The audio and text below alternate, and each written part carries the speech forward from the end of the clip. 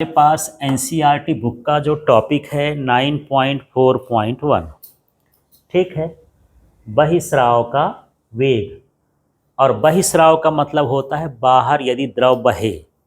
बहिस्राव का बहि का मतलब क्या हो गया, बाहर, और स्राव का मतलब हो गया गिरे, बहे, है ना।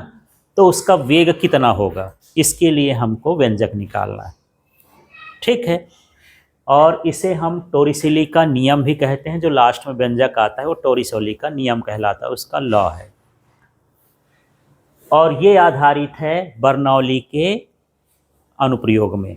ये बर्नौली का एप्लीकेशन है ना। बर्नौली का प्रमेय पढ़े हैं, उसी को इसमें अप्लाई करके बनाना है इसको, ठीक। तो एक बर्तन बना है और इसमें जो है द्रव भरा हुआ है, किसी भी तरह का लिक्विड भरा हुआ है। यहाँ पर हम छोटा सा क्या कर दिए हैं, छेद कर दिए हैं। हमको ये पता करना है कि इस छेद से जो लिक्विड गिर रहा है, द्रव गिर रहा है, उसका वेग क्या होगा, स्पीड क्या होगी, वेलोसिटी क्या होगी, ये हमको पता करना है, ठीक है। कितना तेज से वहाँ पानी, मान लो पानी भर दियो तो कितना तेज से पानी गिरेगा।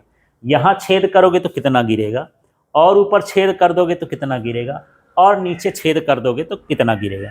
अच्छा मुझे ये बताओ, यदि मैं यहाँ छेद करूँगा तो यहाँ ज़्यादा स्पीड रहेगी कि यहाँ ज़्यादा स्पीड रहेगी, कि थोड़ा और ऊपर रहेगी? थोड़ा कॉमन सेंस में लगाओ, नीचे रहेगी।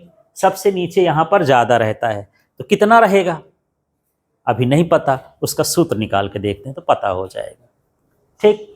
तो मान के चलते हैं कि इसकी ये स्वतंत्र सतह से और छेद के बीच की जो ऊंचाई है वो कितनी है, h है। तो ये जो स्वतंत्र सतह है ये तो गति में नहीं है, लगभग क्या रहेगी, स्थिर रहेगी, स्टेशनरी रहेगी। तो हम लोग जो बर्नौली का थ्योरम पढ़े थे वो इस तरह से पढ़े थे, P plus half dv² plus क्या, dgh बराबर क्या हो गया, नियतांक, ठीक है। इसको मुझे एक बार स्वतंत्र सतह पर लगाना है और एक बार कहाँ पर लगाना है, छिद्र पर लगाना है, ठीक। तो स्वतंत्र सतह पर लगाऊंगा तो इसमें से क्या गायब हो गया, सूत्र देखो, है ना। P लिखा है, dgh भी लिखा है, क्या गायब है ना। ये dv का मान क्या है, गायब है। ऐसा क्यों है यार, क्यों गायब होगा? अभी मैं बताया कि जो ऊपर का द्रव है वो लगभग किस स्थान पर है कि वो विराम अवस्था में है, रुका हुआ है। ऊपर हमको ऐसे नहीं लगेगा कि वो चल रहा है, शांत है, तो उसका वेग क्या हो जाएगा, शून्य हो जाएगा। उसकी वेलोसिटी क्या हो गई, शून्य। जब शून्य में इसका गुणा करोगे तो सब हट जाएगा। तो यहाँ पर मान लेते हैं जब सतह होता है तो v का मान कितना होता है, शून्य होता है। माने ये जो है ये किस अवस्था में है, विराम अवस्था में, गति में नहीं है। ऊपर तो रुका हुआ है, ठीक है। इसलिए इस सूत्र में से ये वाला भाग क्या है, गायब है। समझ में आ गया। सतह पर वेग कितना होगा, वेग कितना होगा, 0। और जब वेग 0 हो गया, वेलोसिटी 0 हो गई, तो उसकी गतिज ऊर्जा भी कितनी हो जाएगी, 0। इसलिए ये वाला पार्ट हटा दिए, ठीक है। दूसरी कंडीशन है छिद्र पर बर्नौली के प्रमेय से। तो अब यहाँ पर हम छिद्र में आ गए तो ये क्या हो रहा है, नीचे गिर रहा है, माने इसमें वेग आ गया, वेग आ गया। लेकिन यहाँ पर हम यदि सतह लगातार एक जैसे सतह एक ही लेयर रहती हैं तो यहाँ पर हम उनके सतहों के बीच की ऊंचाई क्या मान लेंगे, 0। यदि ऊंचाई 0 मान लेंगे तो ये वाला पद क्या हो जाएगा, गायब। क्योंकि इस बार जो है ये बाहर न गिर रहा, मैं इसकी बात कर रहा हूँ जो बाहर गिर रहा, अंदर की नहीं। तो यहाँ पर जो बाहर गिरने वाला तरल है उसके सतह को, या कहना चाहिए उसकी ऊंचाई को, हम क्या मान लेंगे, 0, ठीक है। तो यहाँ पर बर्नौली का जब प्रमेय लगाएंगे तो ये हट जाएगा, तो क्या हो जाएगा, P प्लस हाफ dv² बराबर क्या हो गया, नियत। तो दोनों कंडीशन समझ में आ गई। इसमें जो है वेलोसिटी नहीं है, वेग नहीं है, इसलिए यहाँ पर वेग वाला पद हटा दिए, ठीक है। और वहाँ पर उसकी पोटेंशियल एनर्जी नहीं है, इसलिए पोटेंशियल एनर्जी वाला, क्योंकि वो पोटेंशियल एनर्जी गतिज में बदल गई। किस में बदल गई, गति में। जो उसकी स्थितिज ऊर्जा थी वो स्थितिज ऊर्जा किस में बदल गई, गतिज ऊर्जा में, गति में बहने लगा। इसलिए स्थितिज ऊर्जा न लिख करके हमने क्या लिख दिया है, गतिज ऊर्जा। इसमें 3 तरह की ऊर्जा थी ना, दाब ऊर्जा, गतिज ऊर्जा और स्थितिज ऊर्जा, माने प्रेशर एनर्जी, काइनेटिक एनर्जी और पोटेंशियल एनर्जी, ठीक। तो जब कोई वस्तु गति में आ गई तो उसका जो पोटेंशियल एनर्जी है उस कंडीशन में क्या मान लिए, 0 मान लिए। ये लाइन समझ में आई इतनी। अब ये भी बर्नौली का प्रमेय है, ये भी बर्नौली का प्रमेय है, बस देखने में अलग अलग लग रहे हैं पर दोनों का मान तो सेम ही है। जैसे मेरे पास 100 की नोट हो और 10-10 की 10 ठो हो, पर उनकी कीमत कैसी होगी? समान होगी, इक्वल ही होगी। ये भी बर्नौली का है, ये भी बर्नौली का है, देखने में मुझे अलग अलग लग रहा है ना यार, इसका कैसे है, इसमें dv²d, लेकिन दोनों का मान क्या है? एक दूसरे के बराबर हो जाएगा। तो हम इन दोनों को क्या कर देंगे? बराबर कर देंगे। ठीक है, तो मान लो इसका हम नाम रख दिए हैं कि ये समीकरण 1 है और ये समीकरण क्या है? 2 है। तो समीकरण 1, 2 से हम दोनों को क्या कर देंगे? बराबर। पहले इसको लिख दिया, फिर इसको लिख दिया, इसको लिख दो या इसको लिख दो, दोनों को आपस में क्या कर दो? बराबर।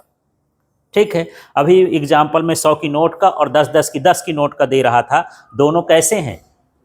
बराबर हैं कि नहीं है? दिखने में अलग हैं पर हैं क्या वो? बराबर। ठीक है, जैसे मान लो एक कलिंदरा ले आओ, वाटरमेलन, है ना, इकट्ठा तौल दो और फिर काट काट के उसको तौल दो, कुछ अंतर आएगा? उतना को उतना रहेगा। बस ऐसे है, देखने में अलग अलग है कि वो पूरा सईघा सईघा था और ये जो है कटा कटा है, पर हैं तो दोनों बराबर ही। इसी तरह से ये भी बर्नौली का प्रमेय है, ये भी बर्नौली का प्रमेय है, दोनों एक ही चीज़ है, इसलिए दोनों क्या हो जाएंगे? बराबर। अगले स्टेप में देखो क्या गायब है यार। हाँ, तो ये P और ये P कट जाएंगे, आप ऐसे भी इधर ला करके -P कर दोगे तो कट जाएगा। ठीक है, अब क्या बचा हमारे पास काटने के बाद? dgh और हाफ dv²। इसमें से देखो d और d कैंसिल हो जाएगा, 2 को इधर भेज देंगे तो क्या हो गया? 2gh, और ये क्या हो गया? v²। अब v का स्क्वायर हटाओगे तो अंडर रूट इसमें आ जाएगा।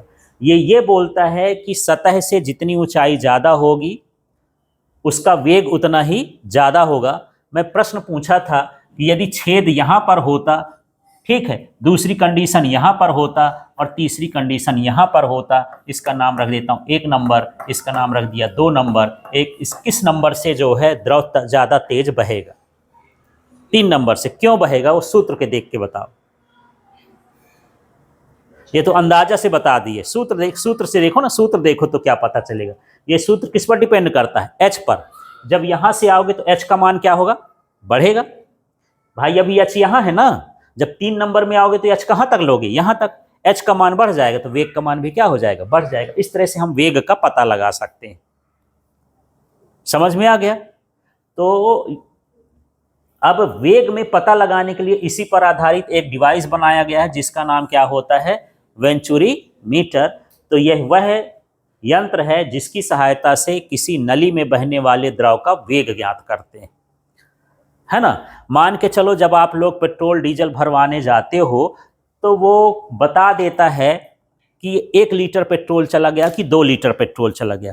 क्या वो लीटर वाला रखा रहता है? जैसे हमारे यहाँ दूध देने वाला आता है तो लीटर रखा रहता है, फिर उसमें डालेगा, फिर वो क्या वो लीटर लेके डालता है? फिर वो बता देता है कि यार 5 लीटर हो गया कि 10 लीटर हो गया, उसकी मशीन बता देती है। कैसे बता देती है? उस नली में जो द्रव बहता है ना, उसको वो उसके अंदर क्या लगा होता है? Venturi meter. उसकी स्पीड को मेजर कर लिया तो मात्रा भी पता चल जाती कि कितने उसमें गई। ठीक है, बड़े बड़े जो डैम बनते हैं तो उसमें पानी छोड़ा जाता है, बोले इतना क्यूसिक मीटर पानी छोड़ा जाएगा। फिर बोलते हैं 1 घंटे में जो इसके आसपास के लोग हैं खाली कर दें। कैसे जान जाते हैं कि 1 घंटे में वहां पानी पहुंच जाएगा? है ना, वहां लगाते हैं वेंचुरी मीटर। वेंचुरी मीटर से स्पीड का पता चलता है, स्पीड से हमको दूरी का भी पता चल जाएगा कितने डिस्टेंस पर जाएगा। ठीक है, यदि कहीं पर मुझे जाना हो कि 80 किलोमीटर दूर जाना है, मेरी गाड़ी की स्पीड पता है कि मैं 40 किलोमीटर 1 घंटे में जाता हूं, तो कितने घंटे में वहां पहुंच जाऊंगा? 2 घंटे में ना पहुंच जाऊंगा। 1 घंटे में 40 किलोमीटर तो 2 घंटे में कितना? 80 किलोमीटर। इस तरह से हमको वेग से दूरी का अंदाजा भी मिल जाता है। ठीक, तो यही वेंचुरी मीटर है जो हमको किसी नली में बहने वाले द्रव का मापन करने के लिए बता देता है। ठीक है, जो बड़े बड़े शहर हैं, मेट्रो शहर हैं, उनमें पानी में भी टैक्स लगता है। पानी में भी क्या लगता है? टैक्स। तो जब नल आता है तो उनके यहाँ पानी वाला मीटर लगता है।